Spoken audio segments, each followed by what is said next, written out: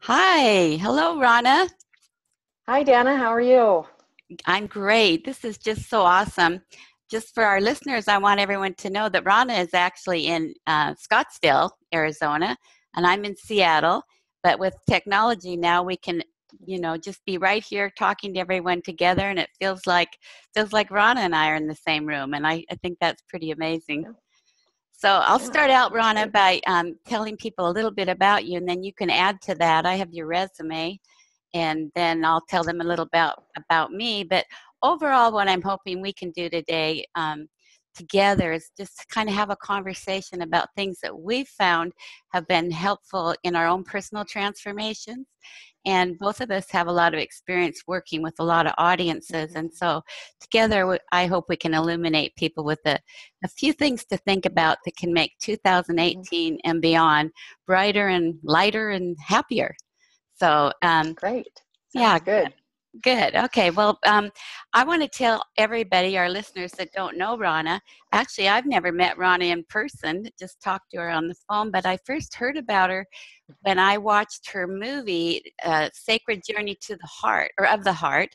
And it's a wonderful documentary that she's won multiple awards for in 2014 documentaries and film festival awards for spirituality, independent film festivals. Just it's amazing, and I can see why you won so many awards because it's just a beautiful documentary. In fact, how can people watch it today?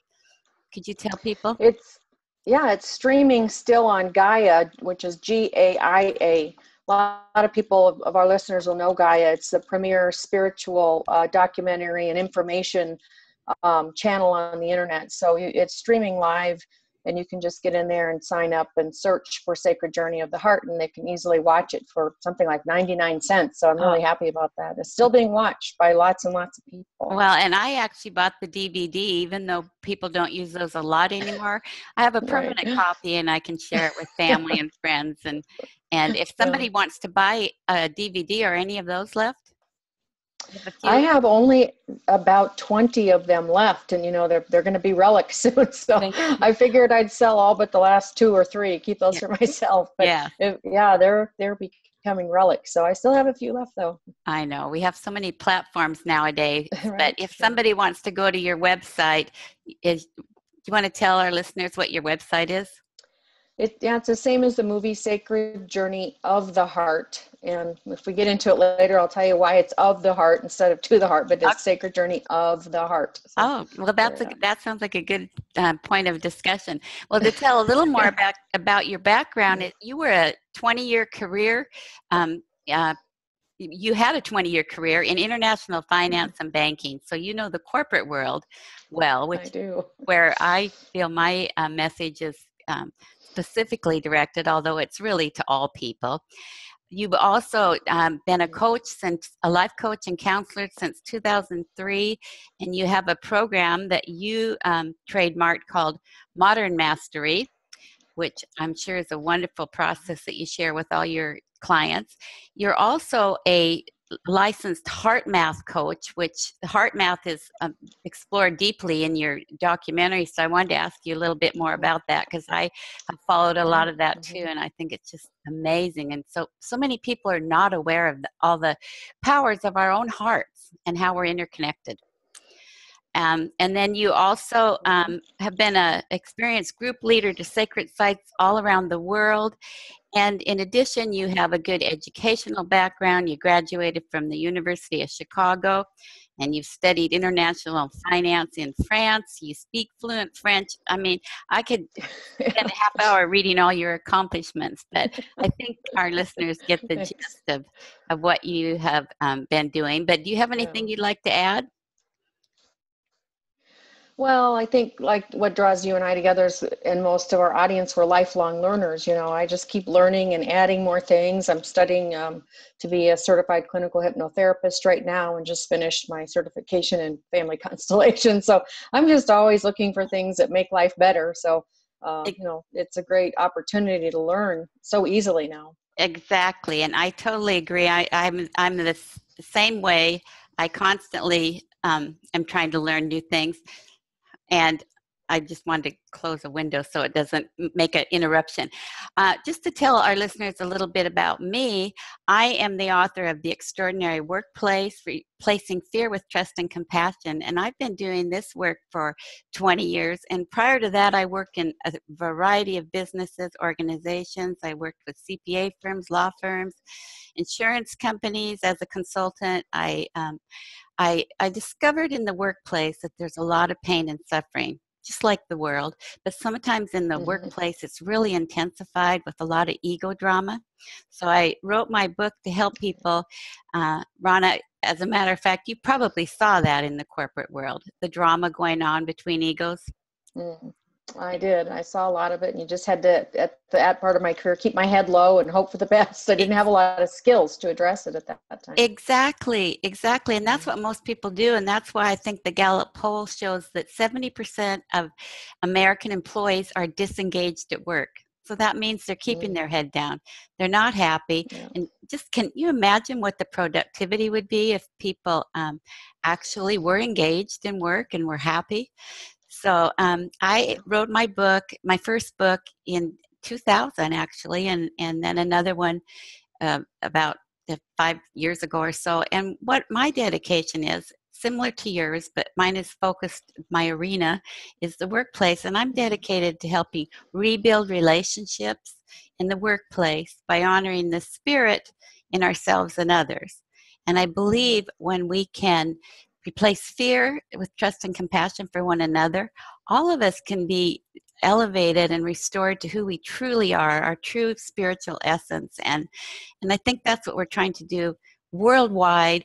And my focus in the workplace is because that's an arena that often isn't addressed. So I think together you and I can share some common themes and give people a little hope and understanding, because it does take work. It's easier to go down the path of just following what everyone else does, but that's not going to bring about a change. So, Rana, do you want to tell us a little bit more about HeartMath and your connection to that and how that works? Because none of my social friends know about it. So I've been trying to share that information, and you can do it far better. Sure. Well, I ran into the HeartMath folks in the process of making my documentary film, and I started that filming process in 2009 really as a promotion for my coaching business. I was still fairly new to it, and I thought, well, I've been taking people to places like Sedona for retreats, which is just 90 miles north of me, and I thought, people go through such tremendous change when they take time out of the ordinary days of life just for themselves to really get outside and be in nature and reflect. And I thought, well, why don't we throw a little camera crew on there and I can explain better what it is I'm doing. So I was going to start making this documentary about how those people out there change when the camera shines on them. So what happened in the process, we threw together, we had a trip already in the works to go to Glastonbury and visit private entry to Stonehenge and many of the sacred sites there. And so we got a camera crew together to go with us. And as we came back from that trip and I started seeing edits from our filmmaker, our cameraman, I said, oh my gosh, I can't do this movie, because the camera was focused on me and the rest of the participants, but I'm making the movie and I'm scared to death and I'm talking about compassion and love and hoping that no one's noticing that I'm scared. Put the camera on you and it doesn't lie. If you're scared inside, it'll show up like that. So, that's so true. Then I think by that time it was 2010, and we stopped film production for a number of reasons, because it's like, I can't make this movie about come with me and learn how to open your heart when I was clearly shut down. Absolutely. So then it was pretty amazing to see that. And in fact, there's a YouTube video that says Rana Prince before and after, which shows, just side by side the transformation I went through. And that's how I had met some folks in the movie already agreed to be in it, like Greg Braden, who's the author of Fractal Time and many other best-selling books that people in the world of consciousness, growth, and exploration know. And it was Greg Braden who said, you really ought to talk to the people at HeartMath in California. And so that door opened, and I went to learn what is HeartMath. What they don't seem to go together. Heart, which is about feeling, and math, which is analysis and logic. So I quickly read up on them and was welcomed out in their facility in Northern California. And I started to learn about the true power of the human heart, which is our ability to regulate our autonomic nervous system and learn how to de-stress. And I teach clients this who do work in the workplace, and we say, what's the one thing about it? We practice. And we can be in a meeting with all kinds of stress, and we can't go to our boss, stop, I have to go out and meditate for 15 minutes. I can't take the stress. We learn how to just practice the technique is called quick coherence, and how we use our breathing. And we just can sit in the meeting and shift into balance, just like this. You're in a meeting and there, whatever's going on, and you just drop into your heart and you imagine you're breathing through your heart, and you find something simple to be grateful about, even in the midst of that stress. And then your nervous system actually balances, because it is really regulated by the connection going from the heart up to the brain by these two vagus nerves, part of your nervous system. 80% of those signals are going from the heart to the brain. So it's really a fantastic tool to teach in the workplace, because it helps people de-stress right in the middle of things, and instead of going home and having to take it out on a spouse or do something else. Yes. So that's when I learned about really all the different techniques. That's the simplest one, called quick coherence. And, well, go ahead. I didn't mean to interrupt. No, that was it. I was going to say it is parallel to what I teach in the workplace, because when you're in that stressed out state that you were describing, and if people don't know how to pause and reconnect, they tend to want to blame each other. So then we get the blame and the victim and the blame, and it escalates. So just your simple method could help so many people get out of that escalating reaction, counter reaction that makes the workplace culture so hectic. So when I watched your movie, they describe a time where they recognize how we're connected to the planet, and the heart rate, heartbeats, and the planet magnetic force. I don't know the language like you do, but they even described how a point where it elevated, and when they went back and they looked, and it was during 9/11. And so it just shows in a more scientific way how interconnected we all are. So that's one of the big aha moments for many people in the film, is when Greg Braden is talking about the research with the GOES satellite that were rotating, still are, around the Earth, measuring electromagnetic currents. And a lot of people, think it's a spiritual concept or something, that we're all connected, and it's not. And we show that in the film. And a lot of people see that, and it just kind of stops the show in many ways. And we were playing in theaters. We had to have a separate crowd of people who were coming back before there was a DVD to watch it 4 or 5 times and take notes. So we had a separate area in the Harkins Theater out here where people that wanted to take notes on their iPad could do it off to the side, because it was so groundbreaking. Now I love it as a paradigm shift, because a lot of people say, oh, we know that. We absolutely know that. We know that happened. And 2012, when the film came out, not that many people knew it. And now they've gone on to reproduce that when things, and see it happen again. Things like, I believe it was with the fall of a lot of the African governments, and that one springtime that happened. And there was an outpouring of people feeling the energy of liberation. There were spikes in the Earth's electromagnetic field again. So it wasn't just one time. And I think they've also noticed it on some other big world event. And as we say in the movie, they believe it's the outpouring of human emotion that interplays with the electromagnetic fields of the Earth, which are the same frequencies of the human heart. Right. Isn't that amazing? It's just fascinating. Yeah. And what I teach, and I'm sure you would agree based on everything that I've listened to and followed that you teach, that the transformation to help change this in this whole worldwide culture. And by the way, right now it's pretty hard not to witness all the tumultuous things going on in the world and not get discouraged. And I believe, and I'm sure you agree, but I'd like you to comment on it. I believe the answer is not trying to fix everything out there, but looking within. And letting go of our own disturbances, and having the courage to face our own fears and weaknesses. And as we work on the inside, that helps change the outside, which I think would agree with HeartMath.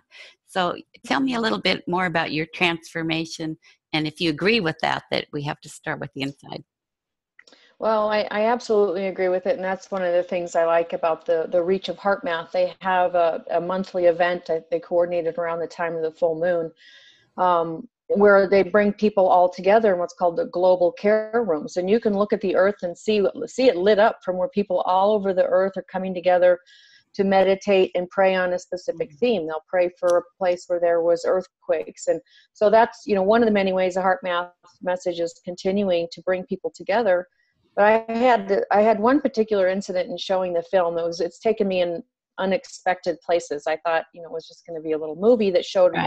one or two nights in Scottsdale, and it ended up being picked up by Harkins Theater, and we were held over for a 4-week theatrical run, which is Wow. unheard of for a first-time filmmaker. It was sold out the night before. It was sold out 3 weeks before. They hadn't had anything Wow. like that happen. They told me at Harkins, not even for like a Batman film. So, and then it got held over. And at a couple of years down the line, 2014, I'm in November 2014, I'm in Tel Aviv for the Tel Aviv Film Festival. Wow. And there had been some incidents of violence in Tel Aviv, really scary at places right near where we were, of the car, where they drive cars into crowds. So we had a packed theater at that film festival, and a man stood up talking to me and my co-producer, Donald Backstrom, at the film, and he said, "This is a wonderful movie, but how can this help us? We have violence every day in the streets of Tel Aviv." And here I am. I said, "Well, I know I'm from America. I'm from the heartland of America, the Midwest." But I said, it has to be, whether it's here or whether it's in in any place in the world, we have to do the work. We have to do it on ourselves and inside our own families. We've got to end this stress in our own family, between parents and children and grandparents, and kind of heal the family and heal ourselves. And I have an exercise at the end of the film that actually I created, because that film isn't just about science and spirituality. It's the last chapter 7 is like, here's how you do it. So I have an exercise called the 7 concentric circles. So we look at ourselves first, and then our family, and then we go out in ever widening circles. So there's a very powerful tool in that film, just to how we put it into application. It's really an inside job. Yes. You and I use so much of the same terminology, and I was even laughing the first time we talked on the phone that our names are kind of both unusual. They are. R-O-N-A, Rana, and Dana is D-A-N-N-A. And I felt like when I watched you and saw the movie, and I've also watched some of your webinars, just a connection, and I still feel it. And I just know that women and the feminine movement that's happening right now, and the Me Too movement, are all part of we as women owning our authentic power and bringing that feminine energy to the planet. Would you like to comment on that? Well, I have my next webinar coming up is calling Unveiling Hidden Loyalties and Buried Secrets, and we can see that happening all over. I think it's a good thing. All of these people that are being sort of outed, because we have been in a second-class position. Even though I was in the workplace and I felt that I was fairly paid, there was a lot of that under the surface pressure. I never experienced what some of these women are reporting. But it's such an important thing, because we're standing up now and saying we truly are asking and demanding equality, and not in I don't see it in a threatening way, but just saying in very solid, personal power, with that female compassionate heart, and saying we won't, no more, and whatever they say, time's up. And so I'm doing my next webinar on that topic, because it has a lot to do with not just women versus men, it's the whole system, where the light is shining in to all of it, and saying where else do we need to clean up? It's inside. Just like I couldn't be the true spokesperson for the sacred journey of the heart when I was all scared. It's being authentic and being real. Well, I saw what you described. I saw the picture of you prior to your own transformation, and then how you actually looked in the film, and it was dramatic, absolutely dramatic. And I think that that's part of taking down our walls and our masks and our fears. And both you and I get deep alignment with the divine. We are inspired to do the work we're doing. And I've been guided, and the information I've been receiving is that this time is a time of exposure, and that this is all necessary for part a part of the shift, because these kinds of things and issues have been going on for decades and some for centuries. And it has to be seen before it can be changed. And so I believe we all chose to be here right now to be part of this shift. And that each one of us, as we open up inside and connect with our authentic power and be who we really are, then we're more powerful to do the things that can make a difference out there. And I call my model the Be Love model, and I teach it in the workplace. And what I say is that authentic leadership and authentic power comes from authentic love, or the basis or the foundation of love. Actually, I call it universal love. And you and I haven't said that word today, but love is our source, and we're all connected by love. And I don't just mean the little sentiment of love. I'm talking about the deep source of love. And so how does love fit into your model with the various things that you're doing? Well, there again, we're on the same wavelength because it's the foundation of everything. And to be able to distinguish between the emotional love and that the one that fluctuates, and Right. we even talk about that in the film, and just a solid current. Sometimes I go even further out and I postulate and speculate. I said, what if really this thing that the scientists say they don't understand, dark energy, dark matter, 94 to 96% of our universe, it's love. Because I really think it's that much of the undercurrent of everything we do. And so I like to kind of go out into the quantum field of consciousness, and that's the information I get. Dark energy, dark matter is love. If we, as you know, I'm sure, if we take all the empty space out between our molecules, we fit on the head of a pin. Right. That's all there is to us. So, we're the same thing. We're made of the same stuff. So I kind of bring a little science into it, but it's more than just a feeling. It's the foundation of creation. Well, I love that. That is a wonderful way to describe it, because I feel that the power of love is 1,000 times more powerful than any of the ego, small, temporary, fluctuating roles that we play. And the power that I actually just call it ego-driven or artificial power is what's operating right now, most predominantly in the workplace and the world. Throughout the world, we see the ego constantly, wanting a one-upmanship and put other people down, not ever understanding we're on the same side. We're one planet. We're one global family. And so as we each one put down our own guns emotionally and unfortunately, literally sometimes, we start to help make it safer for each one of us to come out and see the love and feel the love. And so I agree with you that it starts even in our own families, because how can we have love and compassion for someone across the globe if we can't even have it for our own family members or the people that we work for? You could you give us just a glimpse, and I'll be happy to share a little bit about me. Both of us don't wake up every day totally connected and positive and know that we can change ourselves and change the world. It does fluctuate. It takes a lot of focus, and it takes courage to look within. And you went through a dramatic transformation that was clearly evident in your video. Could you give a little glimpse of how that happened for you? Well, I think it was really getting into an alignment with the work that I was called to do. I knew since age 13 that I would be asked to make a dramatic change about midlife. And when that happened, it was kind of a universal source pulling me in, because I lost 3 jobs. I worked for one of the largest financial institutions in the country and now in the world.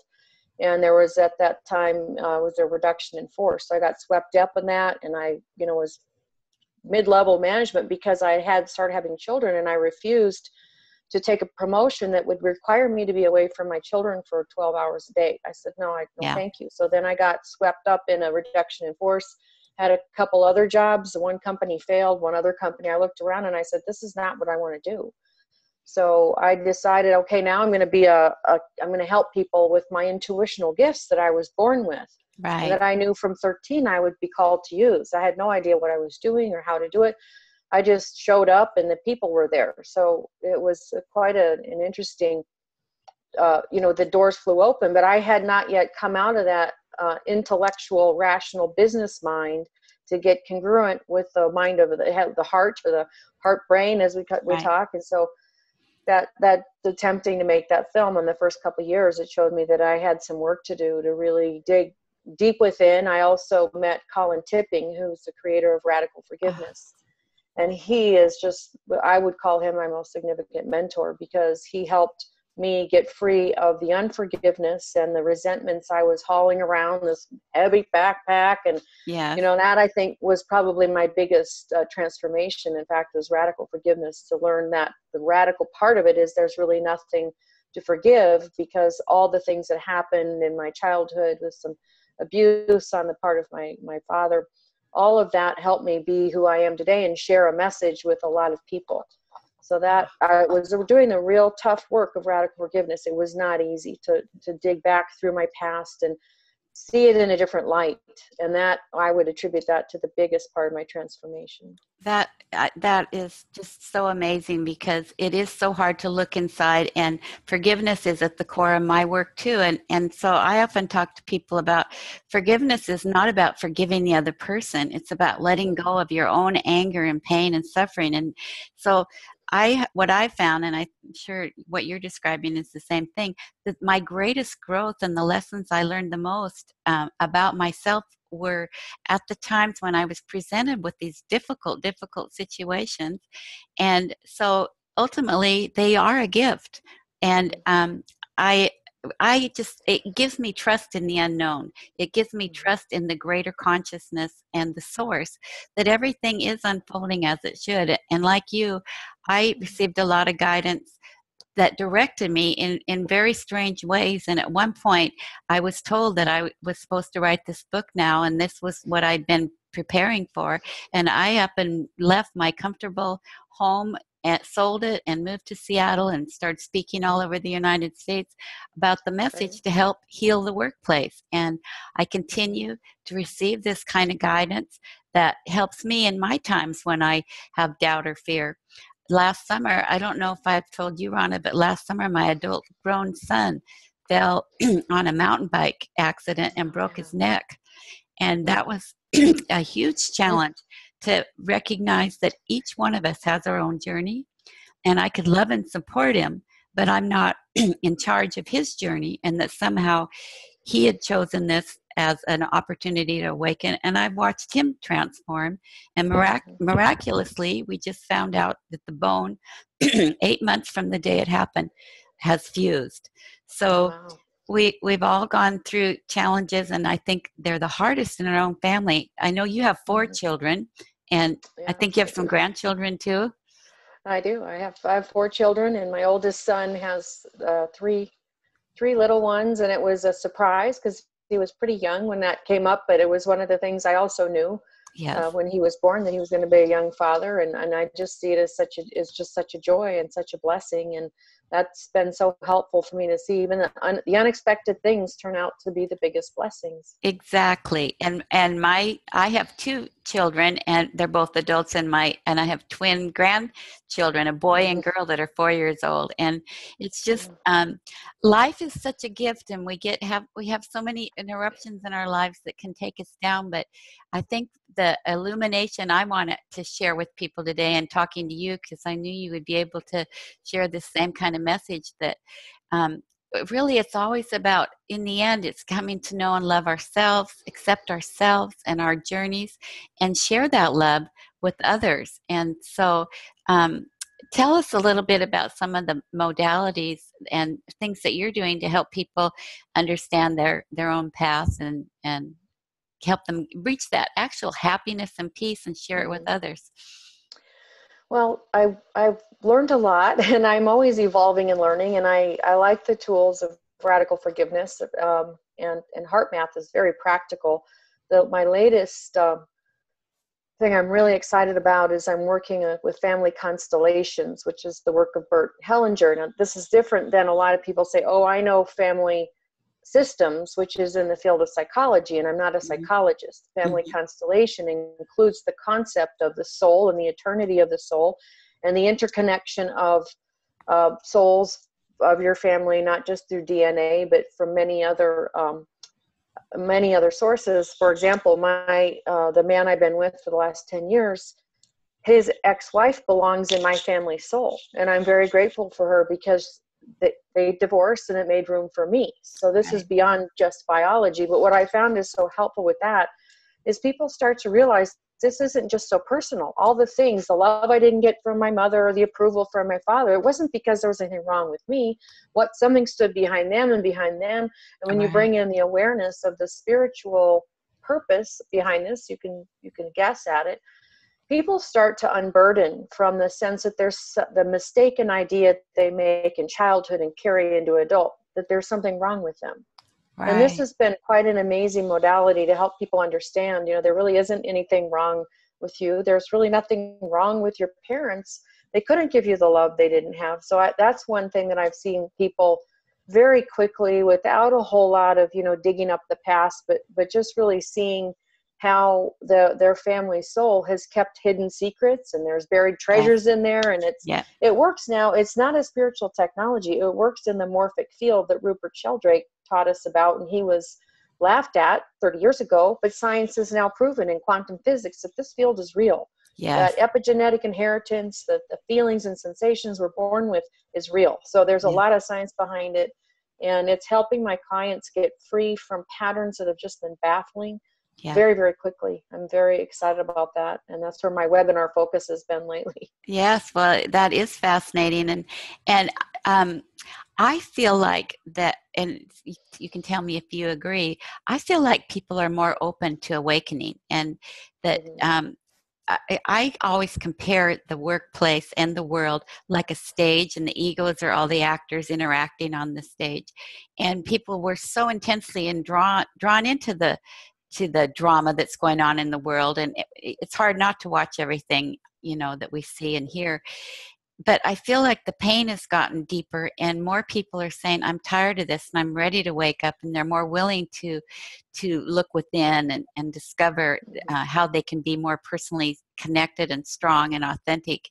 And it's the witness to me is the kind of audiences that are responding to me now. I recently spoke to spine surgeons in the Seattle area, and I've been working with federal agencies and people that I previously felt were a little more resistant to some of the concepts that you and I are talking about, uh, are more open and recognizing underlying beneath all the things that we have believed for so many centuries, decades and centuries, that there's something deeper, and people are recognizing it. You can see it in their face and their response. Mhm.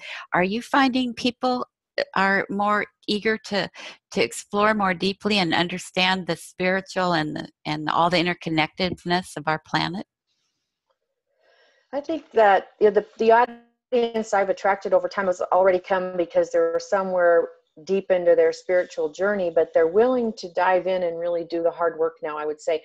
Even in 2012, when the film went out, I was frustrated because I was attempting to do workshops a little bit ahead of the time, that Mhm. had some of the depth psychology to it, like radical forgiveness, and people just didn't want to do it. They wanted to do, Mhm. they wanted to do something easy, like, swing a Mhm. pendulum and make it go away. Well, Yes. that's the difference I've noticed. There's the people I've been working with in this field have always been interested, but they're willing to dig in and do the work. And I have all these questions for you too, because if I could just ask you one, if that'd be all right. Sure.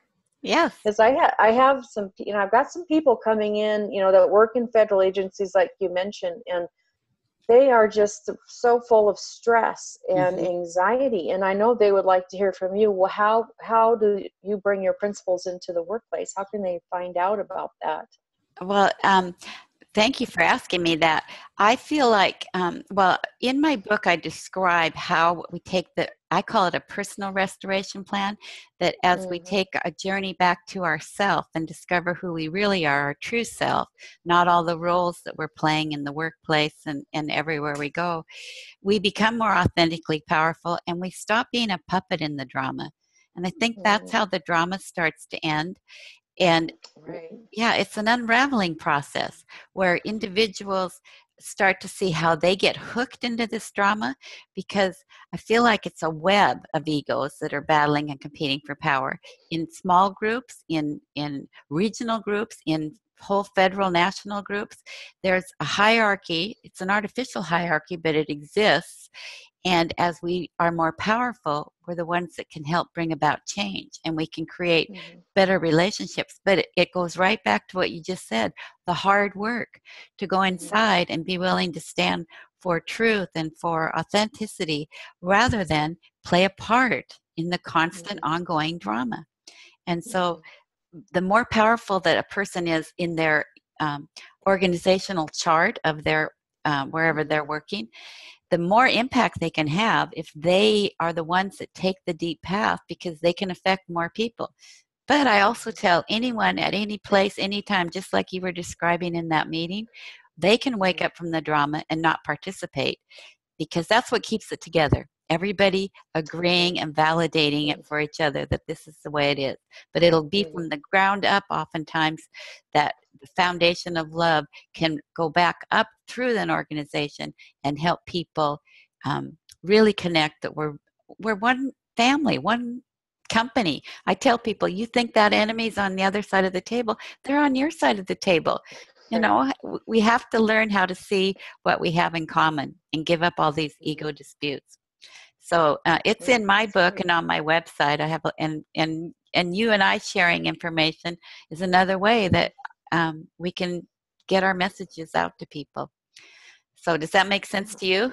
Yeah, that's great. And I know you're going to share your website so the people that listen to this broadcast can get in touch with you. Yes, and on that note, I think it's probably about time to wrap it up and both give our websites. And but do you have any final thoughts for people? For this is 2018.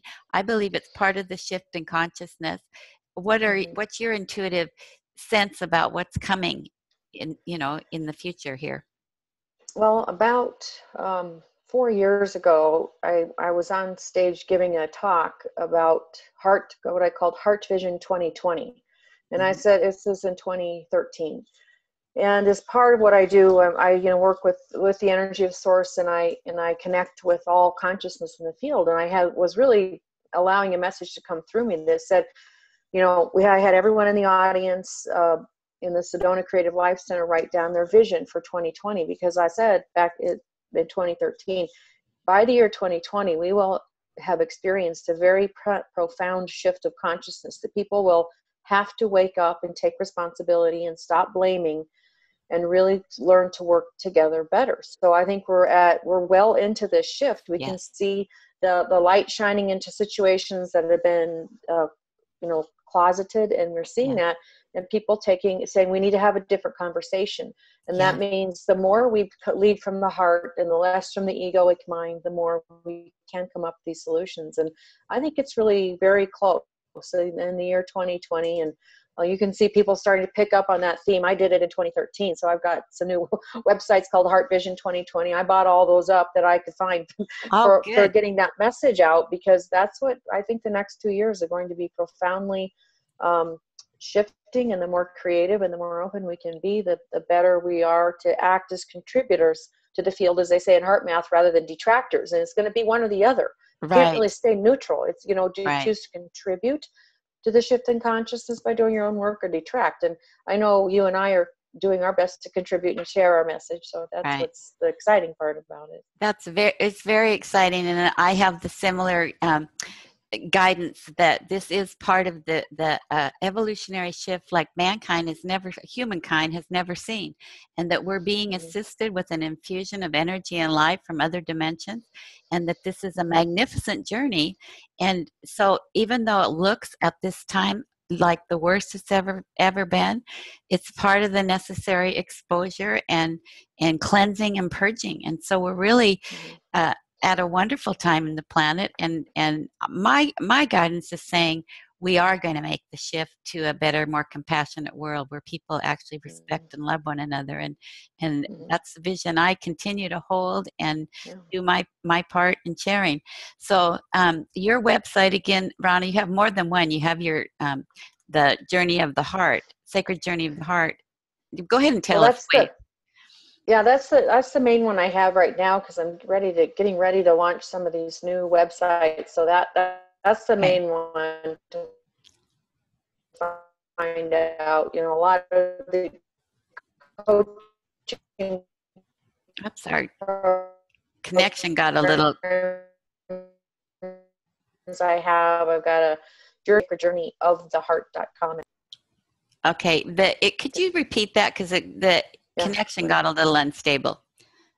Okay, sacredjourneyoftheheart.com. So Okay. all one word, and that's where all my teachings and all webinars. And if you sign up for the newsletter, you get 5 heart opening videos. So if people are wondering, where do I start? How do I work at the heart? It's just 5 really easy 8-minute audios, rather, that you can listen to as a meditation. So that way too, you get to be informed about when my upcoming webinars are. And I try to offer most of those as free events, just as my service and getting my message out. So that's a good way to stay in connection with what I'm doing. That's okay. That sounds great. And my website is just my name, www.dannabeal.com.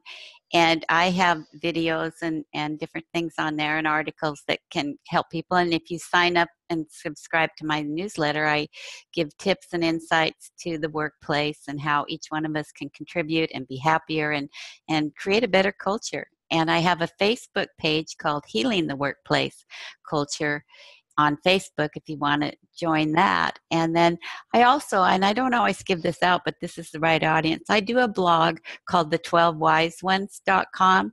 And this is where I give my straight, what I call my alignment and guidance. And I call my guidance the 12 wise ones.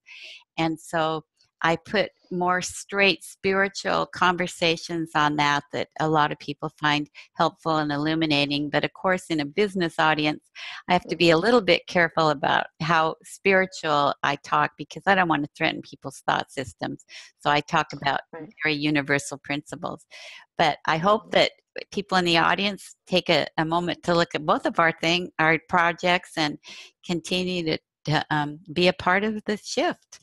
So, Rhonda, thank you so much for being here today. I know you have some appointments yet today, and we both do. So, have a wonderful day. Thanks so much, Dana. Really appreciate you taking the time to have this conversation. Thanks a lot. Thank you. Bye-bye.